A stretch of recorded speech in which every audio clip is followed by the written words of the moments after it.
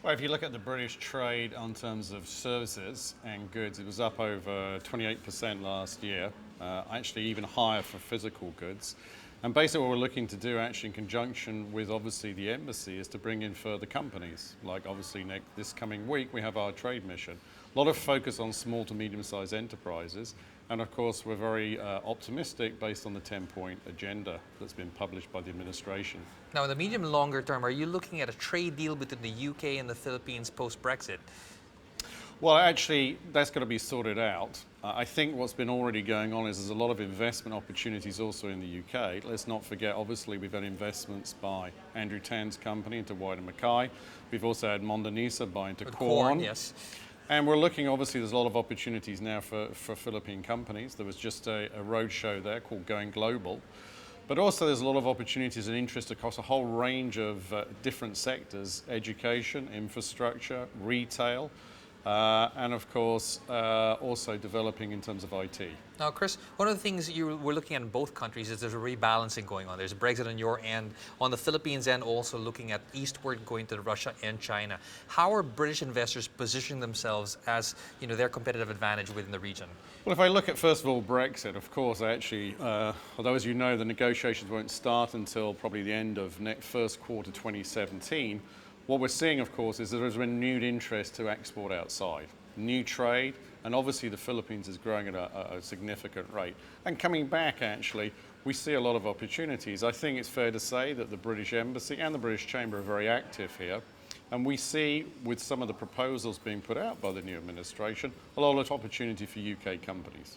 Now, Chris, one of the things you're looking at also is tomorrow you've got a Philippine Trade Summit going on. Correct. What are your key takeaways that you're going to be looking for in terms of getting it from the key stakeholders from government and the private sector? I think what we're looking from the government side, of course, is their focus on their spending plans. Critical will be infrastructure. We're also looking to get some signal upon cutting back on terms of red tape. And obviously, long to medium term, we're looking at lifting the foreign restrictions in the Constitution, because obviously that would significantly boost investment. Now, Chris, one of the last things you talked about also when we spoke earlier was removing these restrictions on investment. What is the low-hanging fruit in light of the fact that Congress will take some time to get this going? What can the administration demonstrate to foreign investors as a win to draw in more investment from your end? I think from our side, the first thing they can demonstrate is in terms of the infrastructure. We know there's a lot of pent up. We think there's already things they can work within to get in, obviously, British companies in terms of expertise. We do also think there's a lot of opportunity in education, partnering, and just also on the red tape side. We have a lot of companies in terms of retail, beverages who want to come in. And obviously anything that can be done to set up business and ease that will certainly be a great signal. Now, Chris, finally, investment goes the other way as well. You mentioned Corn from Mondanisa and also White & Mackay from the Andrew Tan Group. Tell us about which sectors in Britain are also ripe for cross-fertilization investment for Philippine firms. If I look at things, obviously, the UK is very well known in terms of innovation. I think in terms of IT setup, in terms of expanding the base there, I think that's one sector. And I think there's also opportunities, obviously, if I may say, to look at purchases in terms of UK companies.